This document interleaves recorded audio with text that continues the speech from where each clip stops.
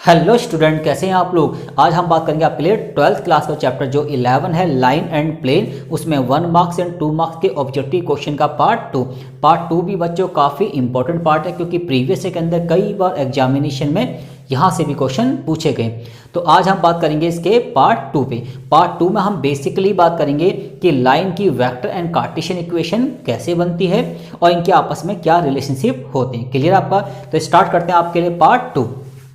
Part 2 में हम बात करेंगे क्वेश्चन नंबर 11 से लेकर क्वेश्चन नंबर 17 तक। और पार्ट 1 में हमने 1 से लेकर 10 तक क्वेश्चन क्या कर चुके हैं, कवर अप कर चुके हैं। उसका लिंक आपको डिस्क्रिप्शन में मिल जाएगा, आप वहां से भी स्टार्टिंग के 10 क्वेश्चन को देख सकते हैं। क्लियर आपका?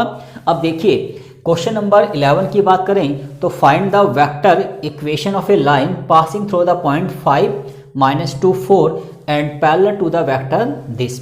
क्लियर आपका? अब देखिए हमें एक लाइन की वेक्टर इक्वेशन बनानी है और वो लाइन कहाँ से पास हो रही है, 5 -2 एंड 4। और ये लाइन किसके पैरेलल है, इस वेक्टर के क्या है, पैरेलल है। तो इस वेक्टर को हम क्या मान लेते हैं, बी वेक्टर मान लेते हैं।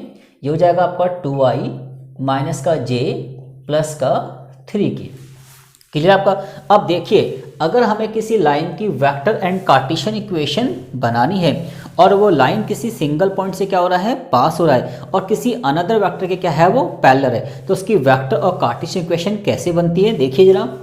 मान लीजिए मेरे पास एक लाइन है, उस लाइन का ये क्या है आपका पासिंग पॉइंट, इसको हम मान लेते हैं x1 y1 z1।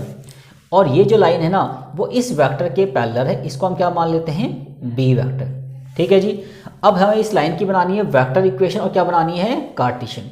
तो देखिए वेक्टर इक्वेशन ऑफ लाइन क्या बनेगी, r equal to a plus lambda b vector. ठीक है जी। एंड कार्टेशियन इक्वेशन क्या बनेगी, Cartesian equation of line x minus x1 upon में a, y minus y1 upon में b and z minus z1 upon में c। अब इसको डिटेल में समझते हैं। तो जब भी हमें किसी लाइन की वेक्टर और कार्टेशियन इक्वेशन बनानी है तो उसकी जो वेक्टर इक्वेशन होती है उसका फॉर्मूला होता है r equal to a vector plus में लैम्डा बी वेक्टर। अरे ए वेक्टर क्या होता है और बी वेक्टर क्या होता है, लाइन जिस पॉइंट से पास हो रही है उस पॉइंट का जो पोजीशन वेक्टर होता है वो आपका ए वेक्टर होता है, और वो लाइन जिस वेक्टर के पैरेलल होती है वो आपका कौन सा वेक्टर होता है, बी वेक्टर होता है। ठीक है जी। जैसे मान लीजिए कि ये जो वेक्टर की इक्वेशन हमें बनानी है कहाँ से पास हो रही है, 5 -2 एंड 4 से।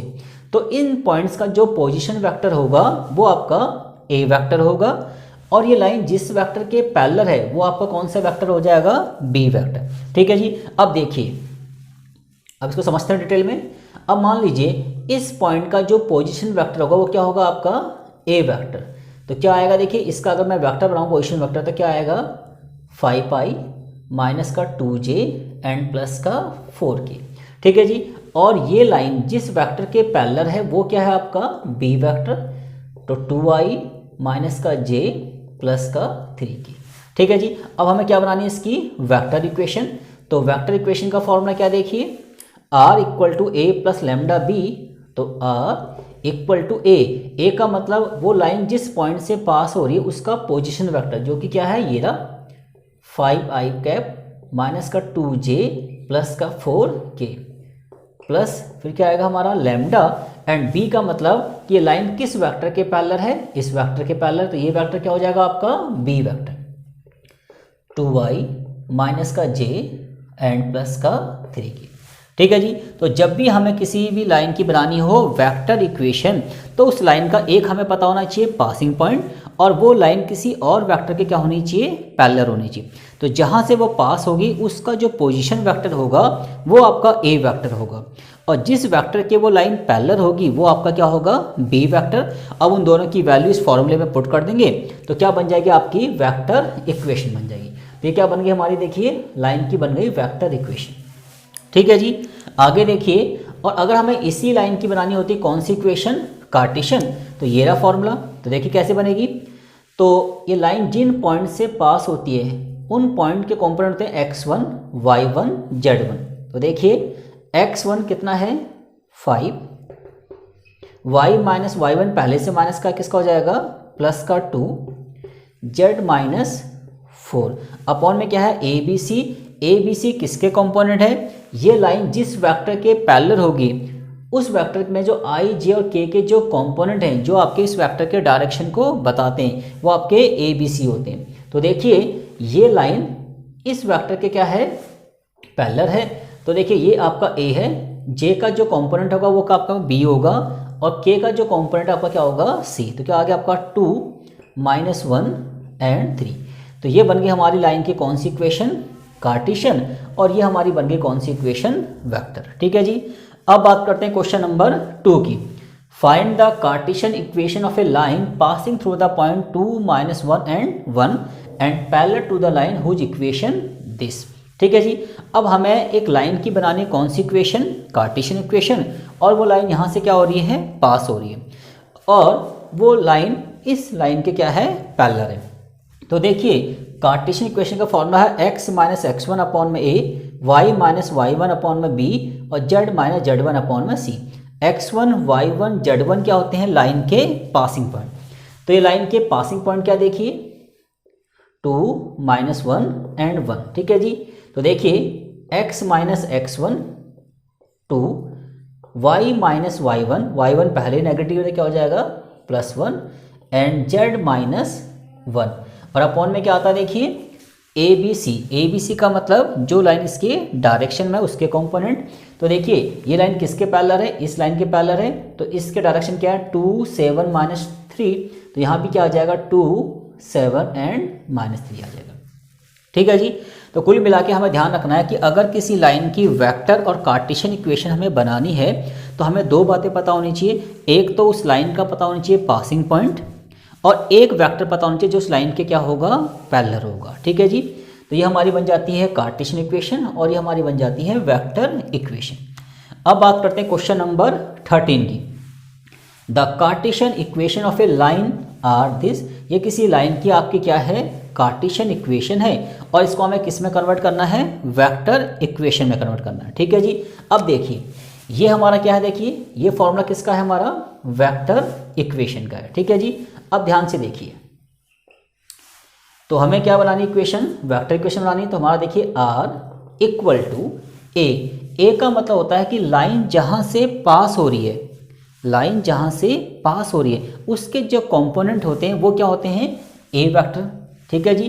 तो देखिए ये लाइन के पासिंग पॉइंट है, देखिए 5, तो 5i कैप, ये माइनस में होगा, माइनस का 4j कैप एंड प्लस का 6k, ये आपका ए वेक्टर बन गया, प्लस लैम्डा, और क्या चाहिए आपको, बी वेक्टर। तो जो यहाँ पे अपॉन में ए बी सी हैं ये आपके बी वेक्टर के कंपोनेंट होते हैं। तो कितना आ गया आपका 3i प्लस का 7j प्लस का 2k। ठीक है जी। तो आपका वेक्टर की इक्वेशन बन गई। ठीक है जी। तो कुल मिला के अगर हमें किसी लाइन की वेक्टर इक्वेशन दे रखी है तो हम उसको कार्टेशियन में क्या कर सकते हैं, कन्वर्ट कर सकते हैं, और अगर कार्टेशियन इक्वेशन दे रखी है तो हम उसको वेक्टर में भी क्या कर सकते हैं, कन्वर्ट। वेक्टर को कार्टेशियन और कार्टेशियन को वेक्टर में क्या कर सकते हैं, कन्वर्ट। एक एग्जाम्पल और देख लीजिए आप, देखिए मान लीजिए ये मुझे किसी लाइन की कौन सी इक्वेशन दे रखी है, मान लीजिए वेक्टर इक्वेशन दे रखी है 3i माइनस का 2j प्लस का 5k and lambda 2i minus का 5j माइनस का 7k। ये हमें एक लाइन की कौन सी इक्वेशन दे रखी है बच्चों, वेक्टर इक्वेशन दे रखी है। और अगर मुझे इस वेक्टर इक्वेशन को कार्टेशियन बनाना है तो कैसे बनाएंगे, ये आपका कार्टेशियन का फॉर्मूला है। ये जो ए वेक्टर के कंपोनेंट होते हैं ना, ये तो होते हैं x1 y1 z1, और ये जो बी वेक्टर के जो कंपोनेंट है ना ये आपके ए बी सी होते हैं। तो देखिए x minus x1 3, y minus y1 कितना है आपका, देखिए -2, और z माइनस z1 यहाँ प्लस है, तो इट्स मीन्स क्या होगा आपका, देखिए प्लस में है तो इसका मतलब क्या होगा आपका, माइनस में होगा। ठीक है जी। अब देखिए ये माइनस है तो सॉरी प्लस में आ जाएगा। अब देखिए x माइनस x1 कितना है आपका 3, y माइनस y1 कितना है आपका -2, तो ये +2 हो जाएगा। एंड z माइनस z1 यहाँ पे 5 है तो 5 हो जाएगा। अपॉन में क्या आएगा ABC, और ये जो b वेक्टर के जो कंपोनेंट है ना ये आपके ABC है, मतलब ये आपका 2 है, ये -5 है और ये -7 है। तो इस तरीके से हम किसी भी लाइन की वेक्टर इक्वेशन को कार्टेशियन में क्या कर सकते हैं, कन्वर्ट कर सकते हैं। ठीक है जी। अब देखिए ऐसे ही अगर हमें किसी लाइन की दे रखी है कौन सी इक्वेशन, कार्टेशियन दे रखी है, फॉर एग्जाम्पल x + 2 अपॉन में 3, y - 1 अपॉन में 5, z - 1 अपॉन में 3, और हमें इसे किस में कन्वर्ट करना है, देखिए वेक्टर इक्वेशन। तो फॉर्मूला क्या है, r = a + lambda b vector. तो यहाँ पे जो x1 y1 z1 होते हैं ये a वेक्टर के कंपोनेंट होते हैं, और ये जो नीचे अपॉन में है ना ये आपके b वेक्टर के क्या होते हैं, कंपोनेंट। तो माइनस का 2y प्लस का j एंड प्लस का k, और लैम्डा b वेक्टर क्या है आपका 3i प्लस का 5j प्लस का 3k। ठीक है जी। तो कुल मिला के आपकी इक्वेशन यहाँ पे बन गई। ठीक है जी, क्लियर हो गया आपका। अब ध्यान से देखिए, अब बात करते हैं क्वेश्चन नंबर 14 की। क्वेश्चन नंबर 14 क्या है कि find the vector and Cartesian equation of a line passing through the point this. एक लाइन इन दो पॉइंट से क्या हो रही है, पास हो रही है, उसकी हमें वेक्टर और क्या बनानी है, कार्टेशियन इक्वेशन बनानी है। तो देखिए कैसे बनती है।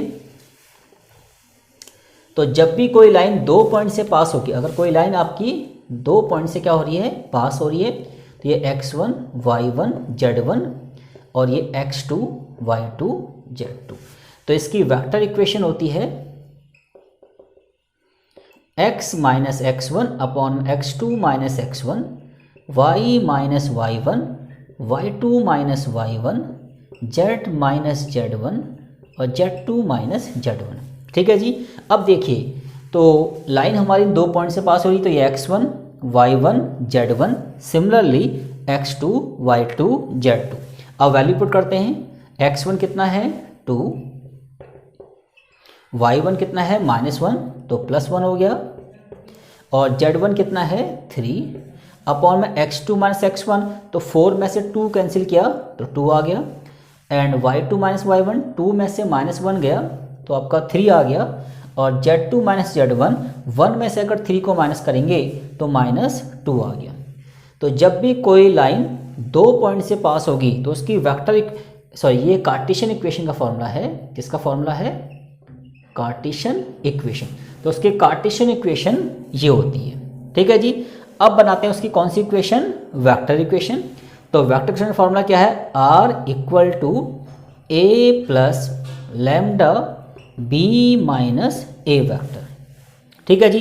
तो जो लाइन है ना वो दो पॉइंट से पास हो रही है, तो फर्स्ट पॉइंट के जो कंपोनेंट है इनका जो पोजीशन वेक्टर होगा वो a वेक्टर होगा, और सेकंड पॉइंट के जो कंपोनेंट हैं, कोऑर्डिनेट हैं, इनका जो पोजीशन वेक्टर होगा वो आपका b होगा, और हमें a और b की वैल्यू यहाँ पे पुट करनी है।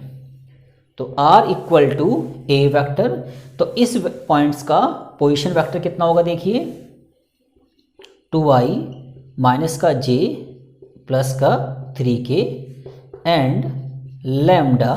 अब ये आपका इन पॉइंट्स का पोजीशन वेक्टर b है और इन पॉइंट का पोजीशन वेक्टर a है, तो हमें b वेक्टर में से a को माइनस करना है। तो 4 में से 2 माइनस करेंगे 2i कैप, एंड प्लस के 2 में से माइनस के 1 को माइनस करेंगे तो प्लस का 3j, और 1 में से 3 को माइनस करेंगे तो माइनस का 2k। तो कौन सी इक्वेशन बन गई आपकी, वेक्टर। ठीक है जी। तो कुल मिला के हमने सीख लिया कि अगर एक लाइन एक सिंगल पॉइंट से पास हो रही है और किसी वेक्टर के पैरेलल है तो उसकी वेक्टर इक्वेशन कैसे बनती है और कार्टेशियन कैसे बनती है।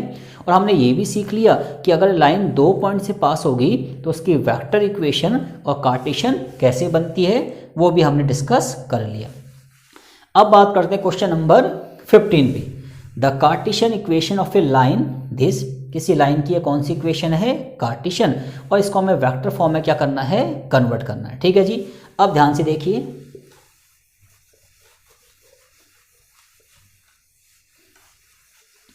अब देखिए कौन सी इक्वेशन है, कार्टेशियन।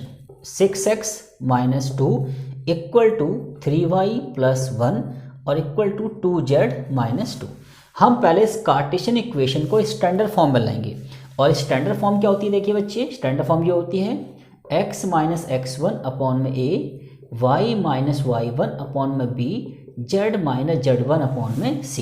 तो सबसे पहले आप वेक्टर इस कार्टेशियन इक्वेशन, ये लाइन की कौन सी फॉर्म है, कार्टेशियन फॉर्म है, इसको अब स्टैंडर्ड फॉर्म में क्या करेंगे, कन्वर्ट करेंगे। उसके बाद हम इसको वेक्टर फॉर्म में क्या करेंगे, डायरेक्ट कन्वर्ट कर लेंगे।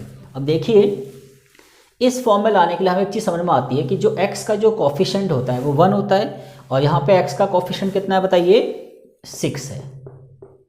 तो यहाँ से हम 6 कॉमन लेंगे तो ये हो जाएगा x माइनस 2/6, और यहाँ पे y का जो कोफिशिएंट होना चाहिए वो भी क्या होना चाहिए, 1। तो यहाँ से 3 कॉमन लेंगे तो y प्लस में 1/3 अपॉन में 1 ही रहेगा। और यहाँ पे जो z का जो कोफिशिएंट है वो भी क्या होना चाहिए, 1 होना चाहिए। तो यहाँ से 2 कॉमन लेंगे तो यहाँ पे 1 बचेगा। ठीक है जी। अब देखिए इसको लिख सकते हैं हम x माइनस 1/3, ठीक है जी। और ये 6 कहाँ जाएगा, 1 के नीचे। ये हो जाएगा y प्लस 1/3, ये 3 जाएगा 1 के नीचे 1/3, और z माइनस 1 और 2 जाएगा 1 के नीचे। क्लियर हो गया आपका। तो अब देखिए, तो हमने पहले इस कार्टेशियन फॉर्म को स्टैंडर्ड फॉर्म में क्या कर लिया, कन्वर्ट कर लिया। अब हम इसको वेक्टर फॉर्म में क्या कर लेते हैं, कन्वर्ट कर लेते हैं। वेक्टर इक्वेशन क्या है, r vector equal to a plus lambda b vector. ठीक है जी। अब देखिए ए वेक्टर क्या होता है, जहां से लाइन पास हुई वो पॉइंट आपके ए वेक्टर होते हैं। तो ये हो गया आपके x1, y1 एंड z1। तो 1/3 i कैप माइनस का 1/3 j कैप, और ये माइनस का है तो ये प्लस का होगा 1 k कैप प्लस लैम्डा। और ये जो अपॉन में कंपोनेंट है ना, ये ए बी सी, ये आपके बी वेक्टर के कंपोनेंट होते हैं। तो क्या आएगा आपका 1/6i, 1/3j एंड 1/2k। ठीक है जी। तो जब भी आपको किसी भी लाइन की कार्टेशियन फॉर्म दे रखी हो और उसको वेक्टर में कन्वर्ट करना हो, तो सबसे पहले हमें क्या करना पड़ेगा, उस कार्टेशियन फॉर्म को स्टैंडर्ड फॉर्म में लाना पड़ेगा। और जब वो स्टैंडर्ड फॉर्म में आ जाएगी तो उसके बाद उसको इजीली हम वेक्टर फॉर्म में कन्वर्ट कर सकते हैं। ठीक है जी। अब बात करते हैं क्वेश्चन नंबर 16 की। 16 क्या है, find the direction cosine of the line.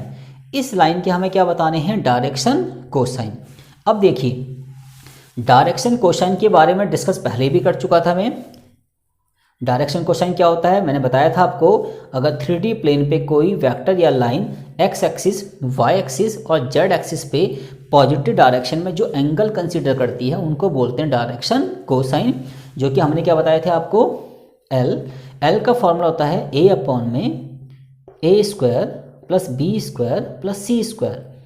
m होता है b/में √a² plus b² plus c²। और ऐसे ही n होता है c/में √a² plus b² plus c²। अब देखिए ये हमारे पास लाइन की कौन सी फॉर्म है, कार्टेशियन फॉर्म है। कार्टेशियन फॉर्म होगी तो देखिए लाइन क्या स्टैंडर्ड फॉर्म में है, हाँ लाइन स्टैंडर्ड फॉर्म में है, क्योंकि x का कोफिशिएंट 1 है, y का कोफिशिएंट 1 है और z का कोफिशिएंट 1 है। लाइन आपकी स्टैंडर्ड फॉर्म में है। तो ये क्या है आपका a, ये क्या है आपका b और ये क्या है आपका c। तो अब a b c की वैल्यू यहाँ पुट कर लेंगे तो ये आपका 2 आ जाएगा, और अपॉन में 2 का स्क्वायर 4, 3 का स्क्वायर 9, 5 का स्क्वायर 25, और b कितना है आपका 3, तो सेम आ जाएगा 4, 9, 25, और ये कितना है आपका 5, तो सेम आ जाएगा 4, 9, 25।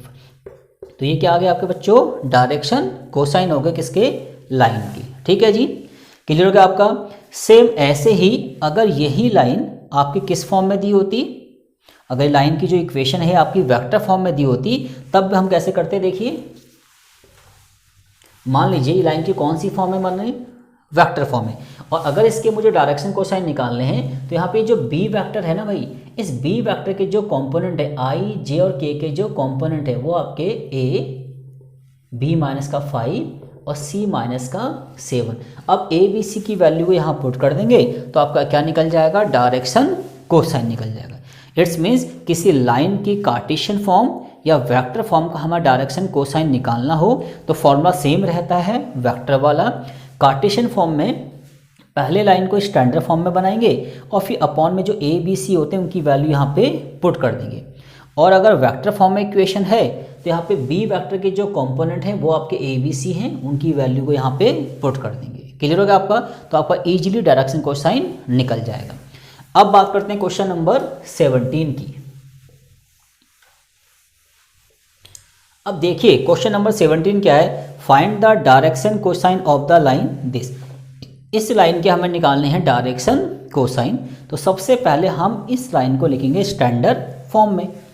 तो देखिए x - 3 कॉमा y - 4 अपॉन में 3 एंड 2 - z अपॉन में 1। तो माइनस के 3 को यहाँ लेके जाएंगे तो ये हो जाएगा प्लस का 3 अपॉन में 1 बचेगा इक्वल टू y - 4 अपॉन में 3 और ये हो जाएगा 2 - z अपॉन में 1। अब देखिए अब इस लाइन को पहले स्टैंडर्ड फॉर्म में लाते हैं। देखिए x का कोएफिशिएंट कितना है 1, तो ये वाला टर्म तो स्टैंडर्ड फॉर्म में है। y का कोएफिशिएंट कितना है 1, ये वाला टर्म भी स्टैंडर्ड फॉर्म में है। बट यहाँ पे z का जो कोएफिशिएंट है वो -1 है। तो इट्स मीन्स इसको हम ठीक कर लेते हैं,